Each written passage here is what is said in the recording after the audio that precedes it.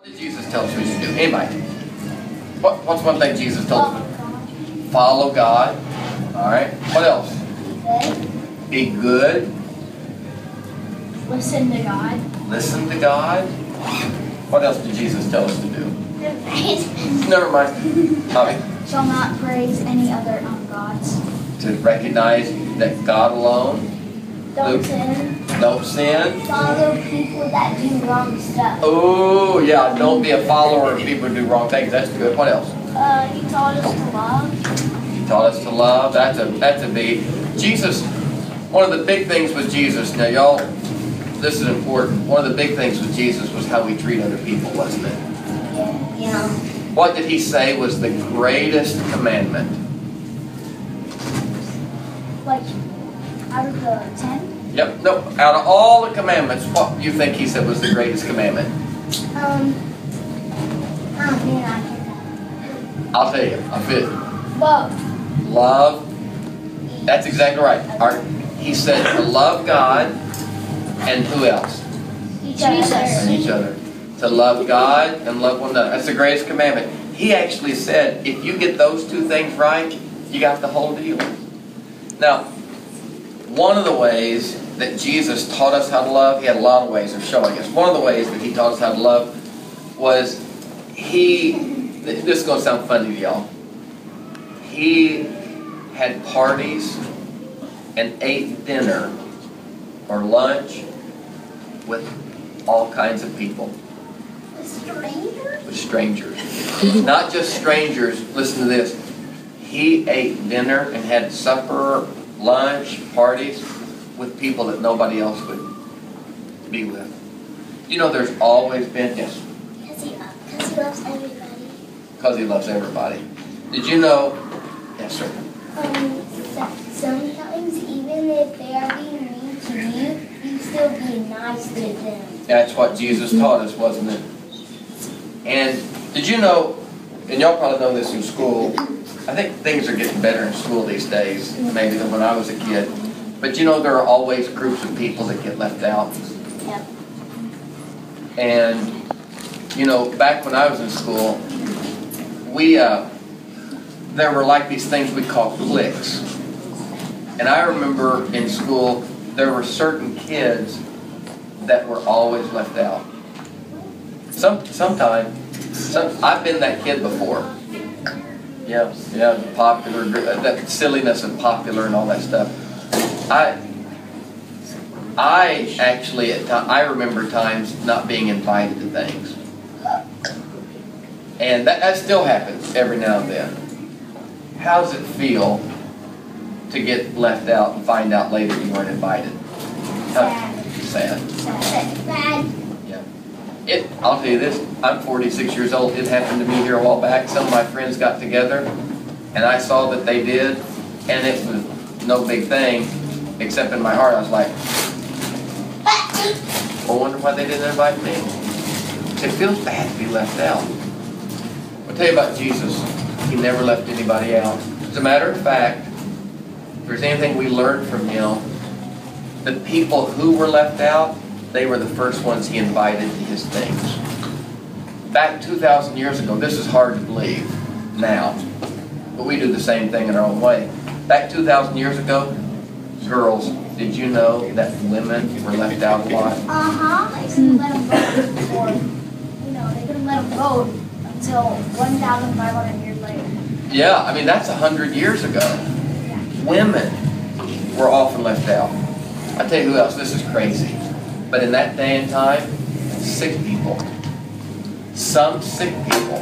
There were certain kinds of illnesses that people thought so wrong that they thought that sickness was because the person was bad. No kidding. There was a skin disease called leprosy, and it was a bad rash. And in that day, if you had that, they thought it's because you had done something bad and were a bad person. And if you had it, you had to live outside the city. And if you even came near people, you had to put your hand over your mouth and cry, unclean, unclean, and everybody would stay away from you. Women, lepers, there were all kinds of groups. Guess who, when Jesus had a party, he invited to his party? people and the women. The sick Lepers, people. women, yep, all the people left out. And you know what they started calling that? They called it the Lord's table. Now the Lord part you get because Jesus is called Lord. The table, what's it mean, the Lord's table? Table is, what do we do at the table? Eat. Eat. And so Jesus' habit to eat with all of these people was called his table. He had a table that everybody was welcome at and they ate. And I'll tell you something, some of the people who didn't do that, they were mad at him and they said, he eats with sinners and tax collectors and women. He eats with... And Jesus said, you're right, I sure do. Now the Lord's table means something to us. And it means something to this place right here. The night before Jesus died, watch this. I'll bring it over here and y'all can look at it. Come over here. The night before he left the world, when he died, you know what he did? Guess what Jesus did with his disciples the night before he died? What did he do? What did he do actually? He had some bread and they drank wine. He invited them for dinner. They had a meal called the Passover meal. He had this dinner with them. And at the end of the dinner, they didn't know he was going to die. But he did. And they were all full. There was food sitting all over. You know how after you've eaten, there's food sitting all over the table? He picked up a piece of bread. It was just like crumbs of bread. And he looked at them. They had no idea what he meant. He looked at it and he took the bread, took a big piece of bread, and he goes. And he handed it to them. And they were already full. So they knew it had to be something other than just about eating. He handed it to Peter and James and John. He said, take this and eat it. When you do it, remember what he said? When you do it, you what? You remember me. Anybody ever know what it's like to be forgotten? It's sad. Sad to be forgotten. And sometimes when your friends get together and you're not there, you feel, what do you feel? Sad. And you feel forgotten. And Jesus looked and he said, I want you to take this bread, and when you do this, he said, when you get together at church, you sing, you pray, you read the Bible. One other thing I want you to do is every now and then I want you to take a cup of the fruit of the vine, grape juice. That's not grape soda, grape juice. He said, I want you to take a cup of grape juice, and I want you to take some bread, and I want you to break the bread, and I want you to take the little grape juice. I want you to eat the bread and drink the grape juice. And he said, the grape juice reminds you of my blood. All right. Now here's what's interesting. Blood to a lot of people is like, oh, it's gross. No. Blood is what makes us live, doesn't it? So when he said, this is my blood, he was saying, this is my life. My body, that's his life too. So he said, I want you to remember me. Now when he says, I want you to remember me, you think he's saying, I want you to look back at a picture and remember that I used to live? No. He was saying, I want you to remember the way I lived, and I want you to live that way. So when we take communion, the only other time in the Bible communion's mentioned, later the Apostle Paul, who's one of Jesus' pastors after Jesus died, the Apostle Paul, now listen to this, Ben. The Apostle Paul talked to the church about how they were taking the Lord's Supper, and he called it the Lord's table. And he said, you're doing it wrong. You know why they were doing it wrong? I want you to listen to me. They would come together and have a meal, and then they would take the pieces of the meal, just like Jesus did, and divide it up and say, this is his blood, this is his body.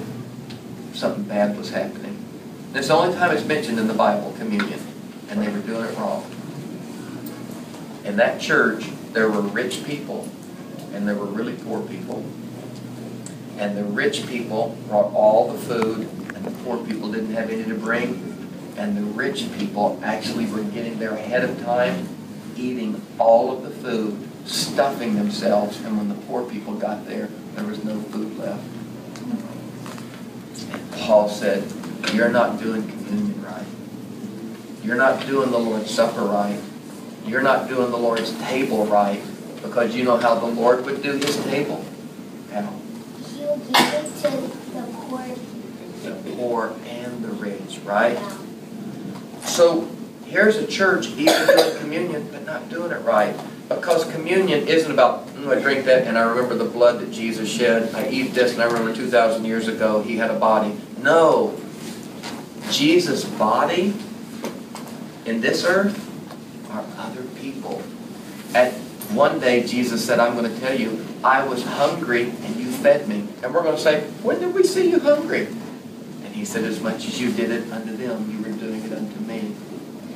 So he told them, you're not recognizing the Lord's body. You're holding a piece of bread up and singing the right song and saying, this is his body, and eating it. And the poor person that Jesus loves is sitting right beside you and you're ignoring them. He said, you're not recognizing the Lord's body. So communion is remembering Jesus, but remembering Jesus means living the life of Jesus. And I want to tell y'all how I'll really know that you get communion. Is Monday, after you take communion, you go back to school. And watch this.